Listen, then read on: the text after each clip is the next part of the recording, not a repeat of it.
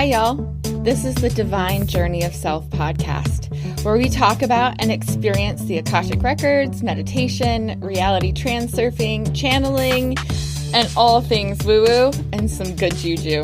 My name is Rebecca, and I'm here to help demystify the mystical, and I intend to show you how truly divine your journey thus far actually is.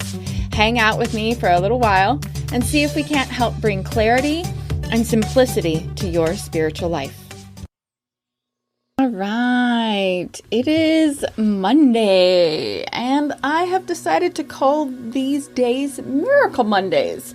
And I think what I'm going to do is do a little collection of stories or news or, what have you, from my personal life, from books I'm reading, from, things that I see on the internet, all kinds of good stuff like that, and bring it to you to help you remember that, hey, this life that we are living right now is literally a miracle. I mean, I don't know about you, but all it takes is honestly putting me in traffic. You can put me in traffic, and I suddenly realize that it is an absolute miracle that we have not completely destroyed ourselves yet, let alone all of the millions of other things that have to be orchestrated and beautifully timed so that we have not blown up the universe up until now. So the first story that I'm gonna read to you today is another story from that same book that I did not too long ago. I wanna say that episode will come out on Friday. Or came out on Friday. It's Mind to Matter by Dawson Church, The Astonishing Science of How Your Brain Creates Material Reality. And it's an awesome story, an encouraging story. If you have been through trauma, if you have struggled with meditation, this story is for you. All right. The name of this is called From a Combat Zone to Inner Peace by Bryce Rogow. I believe that's how you pronounce his last name. A lot of my friends say I'm a walking contradiction. On one hand, a spiritual seeker. I've studied meditation at a Zen monastery in Japan. I'm a yoga teacher, and I've been learning mind-body medicine from some of the top healers around the world. On the other hand, I'm a veteran of 4 combat deployments to Iraq as a corpsman or medic with the U.S. Marines.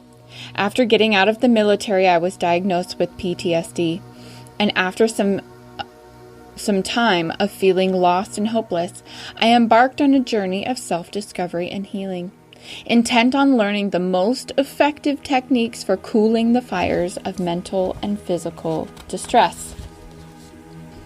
My first deployment with the U.S. Marine Recon Battalion, the Marines' version of the Special Forces, led me to the Second Battle of Fallujah in November 2004. A massive assault on a city that has been described as the most intense urban combat U.S. forces have seen since Sioux City in Vietnam. All of us who deployed carry with us images that stay with us for the rest of our lives, images that we have to learn how to live with. For me, the first image of that kind came after my first buddy in my unit was killed while digging up an IED, improvised explosive device. One of the homemade bombs insurgents would bury in fields and roadsides. My method for preserving my own mental function, in addition to becoming addicted to painkillers we medics had available, was to accept the fact that I was already dead. And so I would constantly remind myself that nothing that happened to me would matter because I was already dead. When I received my honorable discharge from the U.S. military in 2008, I was surprised to have survived the war. I expected a huge flood of relief when I was released from any possibility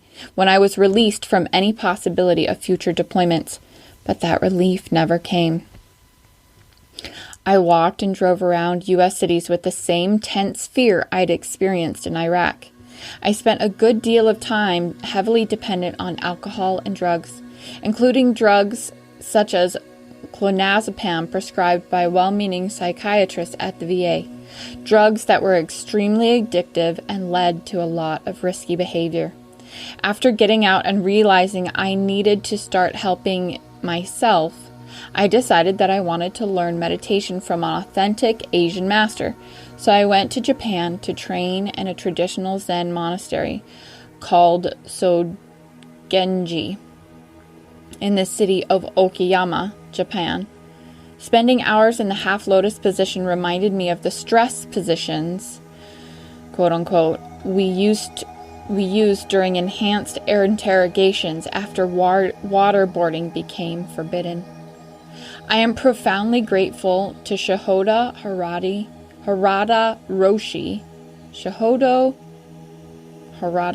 Roshi, a true modern Zen master, for facilitating that experience. However, after leaving the monastery, I realized that I would not be able to maintain that level of meditation on my own, that I would need faster and easier ways and a better understanding of mind and body to make meditative practices a useful part of my life.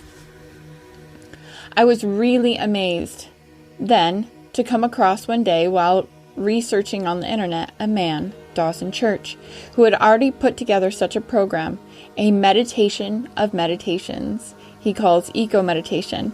When I first came across eco-meditation, I simply read from the webpage and followed the steps, and within 2 minutes found myself activating all these healing resources and entering a state of profound relaxation and well-being that I'd previously achieved only after hours, if not days and weeks, of meditation.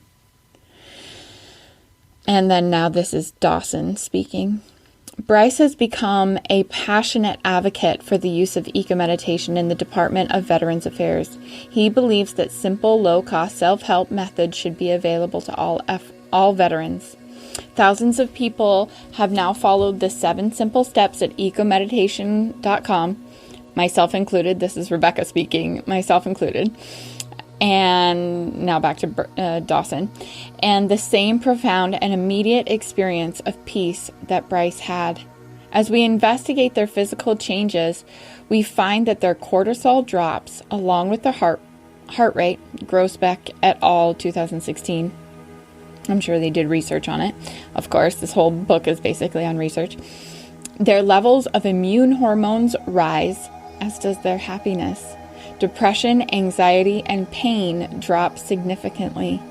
Inner peace reduces stress and produces beneficial changes in the body down to the level of gene expression.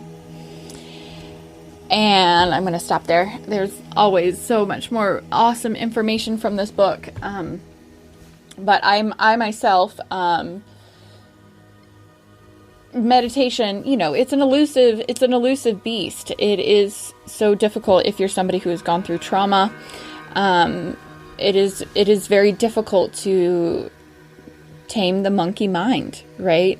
And so I highly recommend checking out ecomeditation.com. It's a free download. He has 2 different downloads on there that you can either download, one with music or one without music.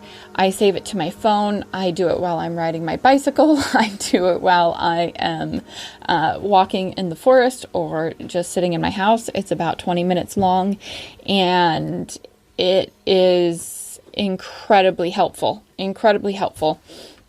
But that's not my point with this story. My point with the story is that it's so easy. It would have been massively easy for Bryce, the combat veteran, to give up, to say, I went to Japan. I gave it my best. I put myself in this crazy situation, and, I can't do this. I just can't do this. I give up. I'm going to quit. I am going to use the drugs and the other stuff, and I'm going to numb out, and I'm going to give up because I don't care anymore. And, if that's the space that you're in, hey, I get it. I have been there. And when you are ready, there is so much help for you. Please reach out to me and, go to ecomeditation.com, use that resource I think there are tons of free outlets to be able to receive massive change, if you're ready for it. And if you're not, that's okay too, because that's a part of the journey. That's, like an important portion of what we have to go through in order to make it. Like you have to go down in order to go up sometimes. You can't just be constantly going up. And, I do believe in, consistency is key to, moving from, as the Bible says, moving from glory to glory to glory. But it's a process, and not every day is going to be this massive, blissed out, transcendental, sky opening up and giving you, a high five. That's unrealistic. And I don't think that's healthy to want to attain that on a day-to-day basis. Wherever you are at right now is beautiful. You have made it. Whatever you've gone through, whatever choices, your own or others, have brought you to the place where you are today, you survived it. You made it through thus far. And I am proud of you for whatever that journey has been up until now. And if you're ready to make some changes, awesome. Fantastic. I applaud you. And if you're not, that is okay too. Just listening to me or, other positive outlets of information is a part of the process. And it doesn't always mean that you are going to be, making $1 million and moving forward and doing the big crazy things. I think it's so easy in, the spiritual community, in, even just the online community, that so many people make it seem like, good business or a good life means perfection, means, raking in $100,000 a month or, what have you. And that's awesome if you are. If you are, heck yes, good for you. But if you're not, that place is beautiful too, because that you have so much ahead of you in that space of being down, of struggling, of being in a hard, pressed state. And so if that's where you're at, I hear ya, I feel ya. My heart is with you. I cannot tell you how much of a struggle that it has been for me to even just get to this point in my personal life, in everything that I have gone through to get to where I am. It has been a massive struggle, and it would be a disservice to pretend like it hasn't taken me years to get to the place where I can even show up on a podcast like this. And so anyhow, I digress. I wanted to read this other story, so I'll do that here in a moment. But I just want to applaud you wherever you are at. I'm proud of you. Okay? I am proud of you, and you should be proud of yourself too. Even if it's for the smallest, most mundane thing, like like doing the laundry or washing the dishes. Be proud of yourself for the little things too, because it's not always winning the marathon or, cashing the big check or what have you. Celebrate your small wins too, because they are equally important as the big wins. All right, so the next story that I want to read to you, because apparently I really like to read stories to you guys, is from the book Psychic Powers, the Time-like book, Psychic Powers. And the story is called An Apprehension of Danger. One day in 1955, 5-year-old Joycey Hirth of Cedarburg, Wisconsin, came home from a birthday party to find that her father and 2 brothers had gone to a movie without her. The theater was only a block and a half away, so the little girl dashed out to join them.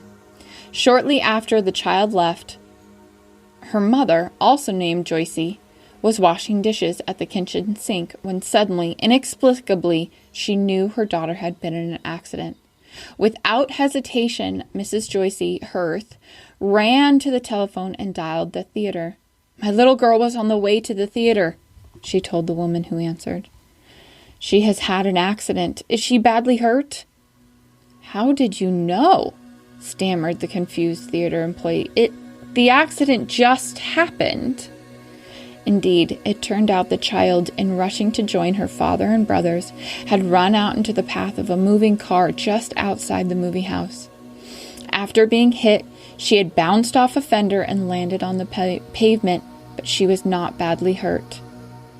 "I did not see or have a mental image of a car hitting Joycey," the mother recalled, "but I did have the impression so strongly that I did not question it or hesitate to call the theater." Recounting the episode some years later, the daughter said that just after she was hit by the car, she ran to the side of the street, crying and calling out in her mind, "Mama, Mama, Mama." She believed, screaming inaudibly.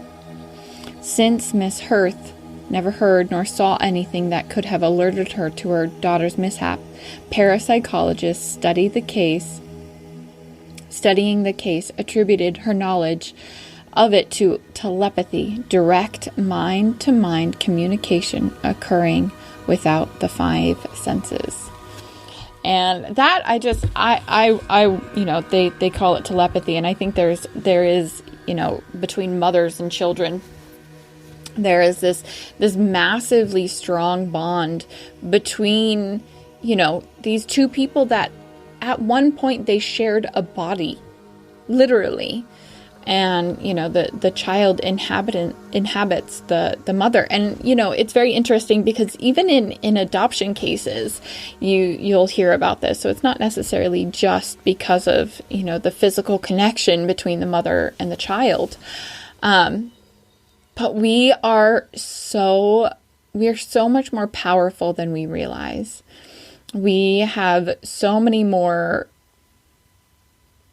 ways to be able to love on each other and even to discourage each other. There's a lot to be said for, even when you're quote unquote talking behind somebody else's back, that on some certain level, that person feels that, experiences that, and I myself, I am working through, some pain and some difficulties with some previous relationships and what have you that I've had in the past.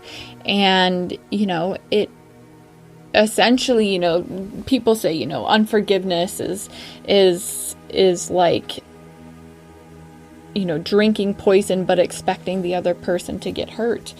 And yes, I do agree with that, 1,000,000%, because we carry a lot of bondage that we don't need to, a lot of pain, a lot of fear that we don't need to, simply because, we are attempting to try and right a wrong that somebody else has done to us. But at the same level, there's a certain amount of pain that the other person subconsciously carries. When we are able to let another person off the hook, even just emotionally for ourselves, on some level, that person will experience a different sense of freedom. And so when people say, forgiveness is not a gift for, the other person, but it's a gift for yourself, I disagree with that. No, it's a gift for both of you, because you are choosing to allow that person to go free from the confines of your mind, and you are allowing them the space to change. But when you hold unforgiveness towards other people, they can't experience that. And so, and even in a mother-child bond, that can be that way. I can't tell you how many books I've read and how many interviews I've heard of people who have had energy work done. And, they'll be in a session with someone, and, a brother or a sister or, a mother, a parent will call them later and be like, what were you doing? Like, I totally feel like there was something that changed, something shifted. We are all truly connected, and we have, like I said, we have so much more power, so much more impact on each other than we realize. We can take on that materialist view of, what we see, hear, and feel. What is measurable is the only thing that exists. And, I hate to say it, there are plenty of emotions that are not measurable, but you certainly can feel them, on a personal level. So, I hope that these little stories that I've shared with you today, that they encourage you, that you have so much power to overcome, like, the combat veteran who traveled to Japan and then discovered, a free meditation was what in the end. And who knows for that particular story, if he would have been able to receive as much, healing from the eco meditation had he not done the first, trip to Japan, and, had kind of laid the foundation of meditation. All of these things, all of our experiences build upon one another. And so, let me just encourage you in that sense, that everything that you've gone through, however horrific, however difficult, however wonderful, however bright and good it has been, has helped to bring you to a place where you can do what you need to do. I am, my brother and I, about a month ago, got into a discussion about, the things that you have gone through have made you who you are. And I do agree with that, on a certain level. But I also don't agree with giving power to, or I don't want to say give power. I want to say giving thanks to our oppressors.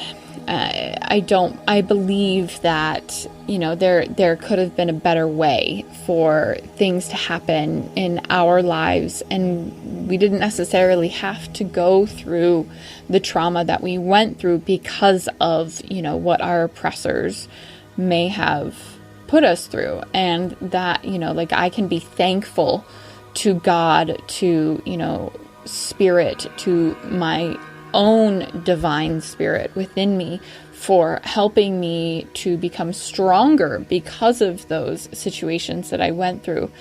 But I myself, I want to release and forgive my oppressors, but I'm not about giving them, thanks or gratitude for, what I went through in order to get to the space where I am now. I can be proud of myself and forgive them and release them from their junk and help myself to move on. But that doesn't mean that what I went through was somehow necessary for me to develop the giftings that I do have now today. I believe those giftings were always there, and the divine was going to use whatever experience I went through, good or bad, to help bring about those giftings. So anyways, I hope that all of this came together to just remind you that you are divine.